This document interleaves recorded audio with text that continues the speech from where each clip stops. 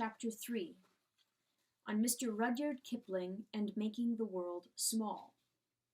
There is no such thing on earth as an uninteresting subject.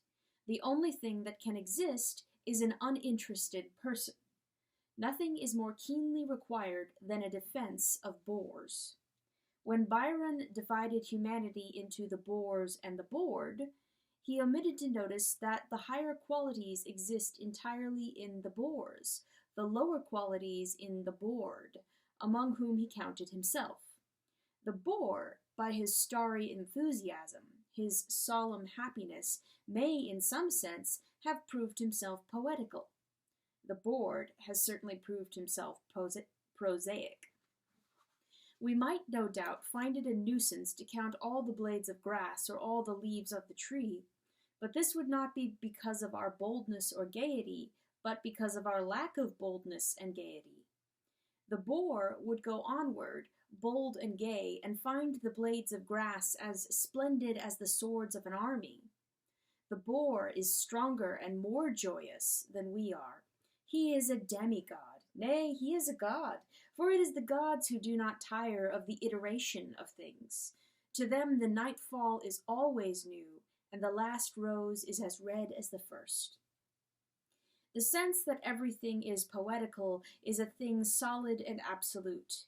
It is not a mere matter of phraseology or persuasion. It is not merely true, it is ascertainable. Men may be challenged to deny it. Men may be challenged to mention anything that is not a matter of poetry.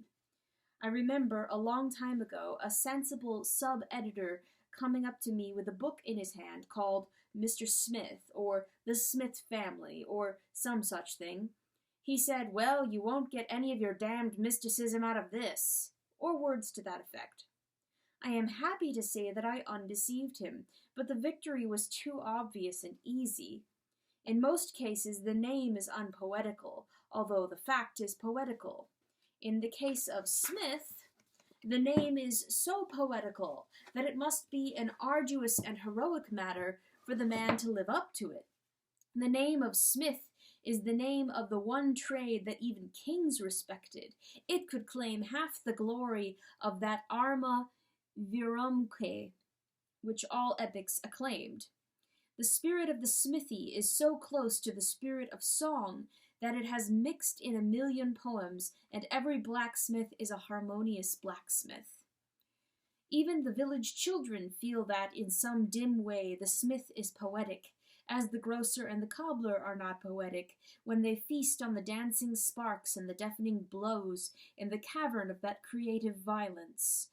The brute repose of nature, the passionate cunning of man, the strongest of earthly metals, the weirdest of earthly metals, the unconquerable iron subdued by its only conqueror, the wheel and the plowshare, the sword and the steam hammer, the arraying of armies and the whole legend of arms, all these things are written, briefly indeed, but quite legibly, on the visiting card of Mr. Smith. Yet our novelists call their hero Aylmer Valence, which means nothing, or Vernon Raymond, which means nothing, when it is in their power to give him this sacred name of Smith, this name made of iron and flame. It would be very natural if a certain hauteur, a certain carriage of the head, a certain curl of the lip distinguished every one whose name is Smith. Perhaps it does. I trust so. Whoever else are parvenus, the Smith are not parvenus. From the darkest dawn of history, this clan has gone forth to battle. Its trophies are on every hand. Its name is everywhere. It is older than the nations, and its sign is the hammer of Thor. But as I also remarked, it is not quite the usual case. It is common enough that common things should be poetical. It is not so common that common names should be poetical. In most cases, it is the name that is the obstacle. A great many people talk as if this claim of ours, that all things are poetical, were a mere literary ingenuity, a play on words. Precisely the contrary is true. It is the idea that some things are not poetical which is literary. which is a mere product of words. The word signal box is unpoetical, but the thing signal box is not unpoetical. It is a place where men, in an agony of vigilance, light blood-red and sea-green fires to keep other men from death. That is the plain, genuine description of what it is. The prose only comes in with what it is called.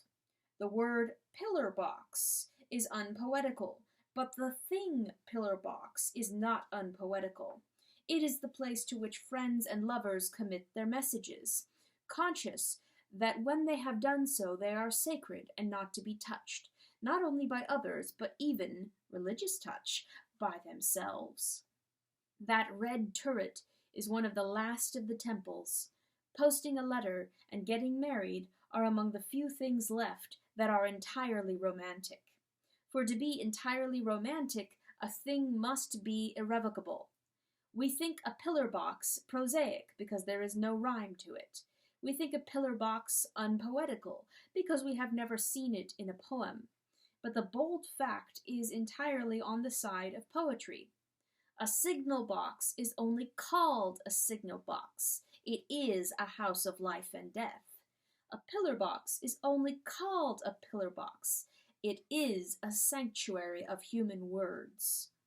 If you think the name of Smith prosaic, it is not because you are practical and sensible. It is because you are too much affected with literary refinements.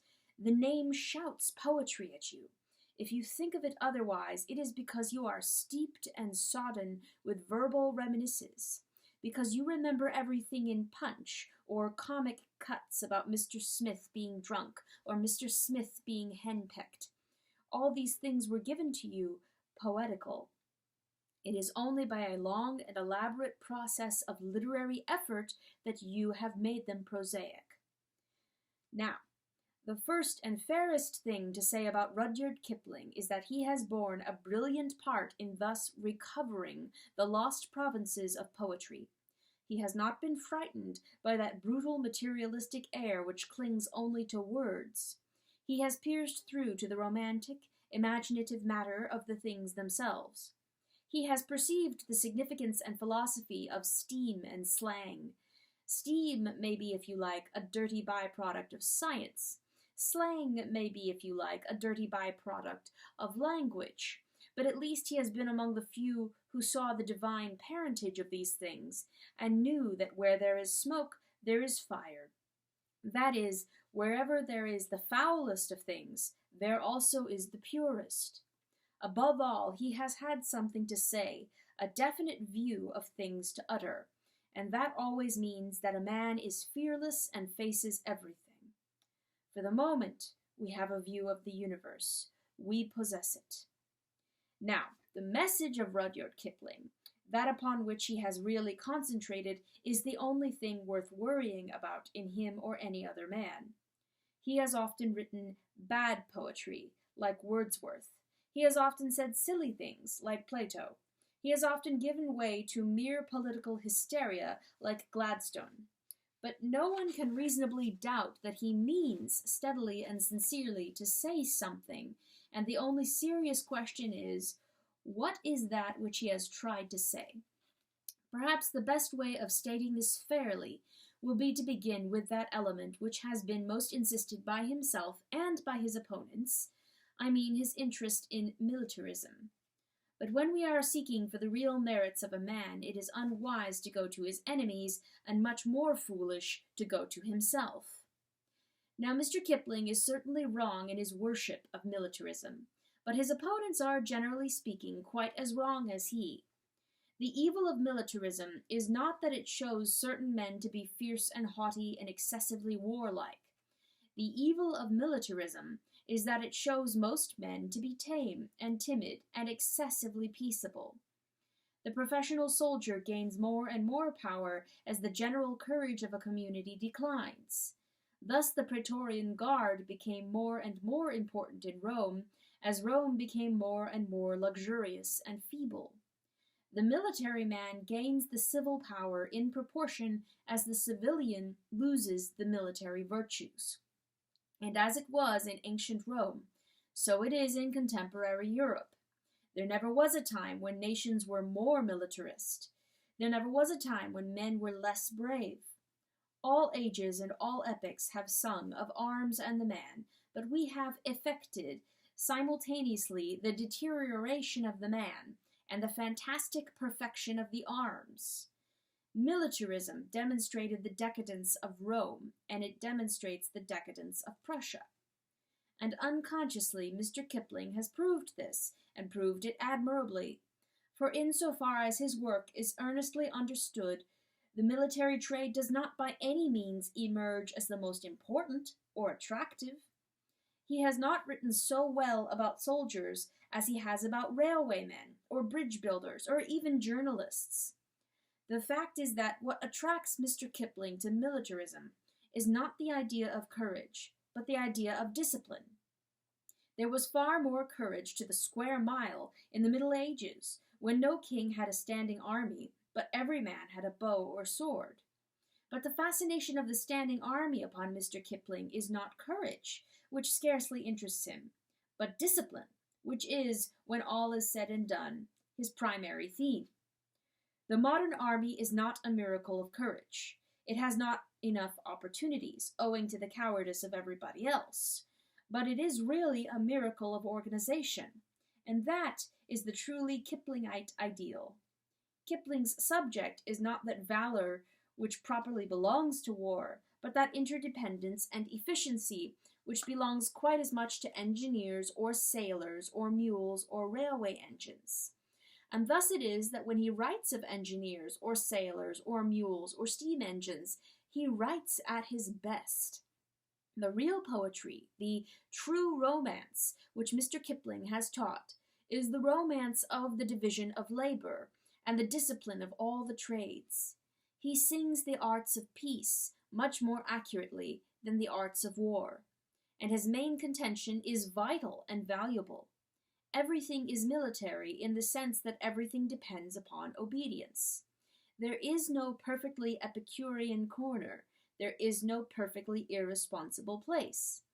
Everywhere men have made the way for us with sweat and submission. We may fling ourselves into a hammock in a fit of divine carelessness, but we are glad that the net-maker did not make the hammock in a fit of divine carelessness. We may jump upon a child's rocking horse for a joke, but we are glad that the carpenter did not leave the legs of it unglued for a joke. So far from having merely preached that a soldier cleaning his sidearm is to be adored because he is military, Kipling at his best and clearest has preached that the baker baking loaves and the tailor cutting coats is as military as anybody. Being devoted to this multitudinous vision of duty, Mr. Kipling is naturally a cosmopolitan. He happens to find his examples in the British Empire, but almost any other empire would do as well, or indeed any other highly civilized country. That which he admires in the British army, he would find even more apparent in the German army. That which he desires in the British police, he would find flourishing in the French police. The ideal of discipline is not the whole of life, but it is spread over the whole of the world.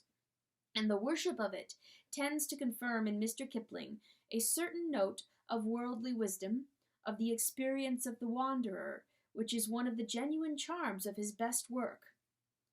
The great gap in his mind is what may be roughly called the lack of patriotism. That is to say, he lacks altogether the faculty of attaching himself to any cause or community finally and tragically, for all finality must be tragic. He admires England, but he does not love her, for we admire things with reasons, but love them without reasons. He admires England because she is strong, not because she is English. There is no harshness in saying this, for, to do him justice, he avows it with his usual picturesque candor. In a very interesting poem, he says that, "If England was what England seems, that is, weak and inefficient, if England were not what, as he believes, she is, that is, powerful, practical, how quick we'd chuck her, but she ain't." He admits, that is, that his devotion is the result of a criticism, and this is quite enough to put it in another category altogether from the patriotism of the Boers, whom he hounded down in South Africa. In speaking of the really patriotic peoples, such as the Irish, he has some difficulty in keeping a shrill irritation out of his language. The frame of mind which he really describes with beauty and nobility is the frame of mind of the cosmopolitan man who has seen men and cities. For to admire and for to see, for to behold this world so wide. He is a perfect master of that light melancholy with which a man looks back on having been the citizen of many communities, of that light melancholy with which a man looks back on having been the lover of many women. He is the philanderer of the nations, but a man may have learnt much about women in flirtations and still be ignorant of first love. A man may have known as many lands as Ulysses and still be ignorant of patriotism. Mr. Rudyard Kipling has asked in a celebrated epigram what they can know of England who know England only. It is a far deeper and sharper question to ask, what can they know of England who know only the world? For the world does not include England any more than it includes the church. The moment we care for anything deeply, the world, that is, all the other miscellaneous interests, becomes our enemy. Christians showed it when they talked of keeping one's self unspotted from the world. But lovers talk of it just as much when they talk of the world well lost. Astronomically speaking, I understand that England is situated on the world. Similarly, I suppose that the church was part of the world, and even the lovers inhabitants of that orb. But they all felt a certain truth. The truth that, the moment you love anything, the world becomes your foe. Thus Mr. Kipling does certainly know the world. He is a man of the world, with all the narrowness that belongs to those imprisoned in that planet. He knows England as an intelligent English gentleman knows Venice.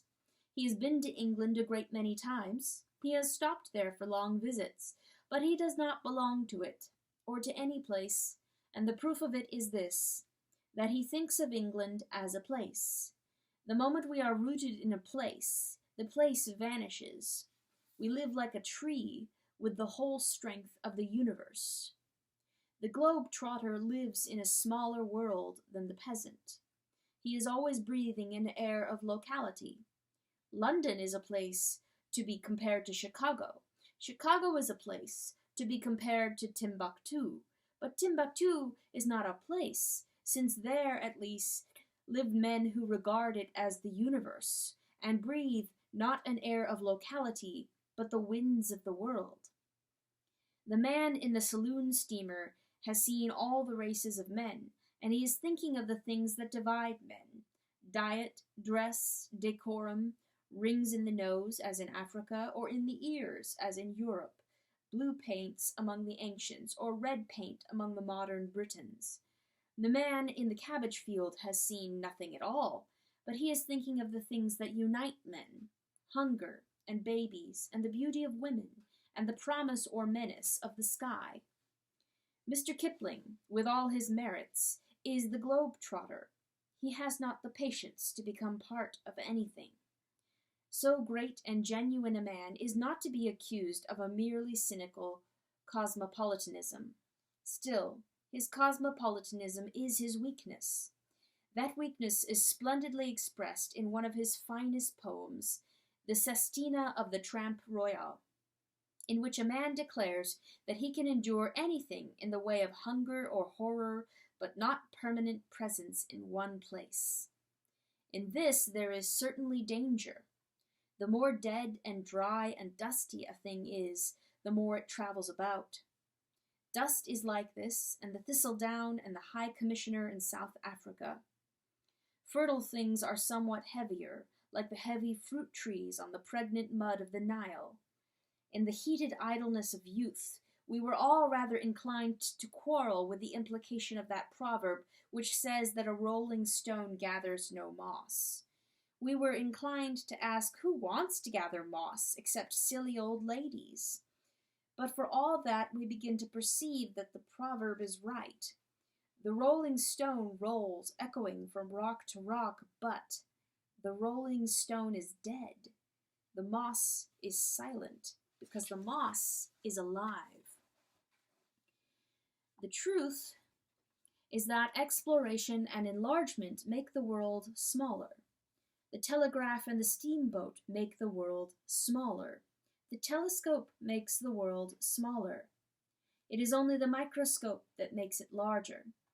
Before long, the world will be cloven with a war between the telescopists and the microscopists. The first study large things and live in a small world. The second study small things and live in a large world. If it is inspiriting, without doubt, to whiz in a motor car around the earth, to feel Arabia as a whirl of sand or China as a flash of rice fields. But Arabia is not a whirl of sand, and China is not a flash of rice fields. They are ancient civilizations with strange virtues buried like treasures. If we wish to understand them, it must not be as tourists or inquirers. It must be with the loyalty of children and the great patience of poets. To conquer these places is to lose them. The man standing in his own kitchen garden, with fairyland opening at the gate, is the man with large ideas. His mind creates distance. The motor car stupidly destroys it. Moderns think of the earth as a globe, as something one can easily get round, the spirit of a schoolmistress. This is shown in the odd mistake perpetually made about Cecil Rhodes. His enemies say that he may have had large ideas, but he was a bad man. His friends say that he may have been a bad man, but he certainly had large ideas. The truth is that he was not a man essentially bad, but he was a man of much geniality and many good intentions, but a man with singularly small views. There is nothing large about painting the map red. It is an innocent game for children. It is just as easy to think in continents as to think in cobblestones. The difficulty comes in when we seek to know the substance of either of them. Rhodes's prophecies about the Boer resistance are an admirable comment on how the large ideas prosper when it is not a question of thinking in continents, but of understanding a few two-legged men. And under all this vast illusion of the cosmopolitan planet, with its empires and its rooters' agency, the real life of man goes on, concerned with this tree or that temple, with this harvest or that drinking song, totally uncomprehended, totally untouched. And it watches from its splendid parochialism, possibly with a smile of amusement, motor-car civilization going its triumphant way, outstripping time, consuming space, seeing all and seeing nothing, roaring on at last to the capture of the solar system, only to find the sun cockney and the stars suburban.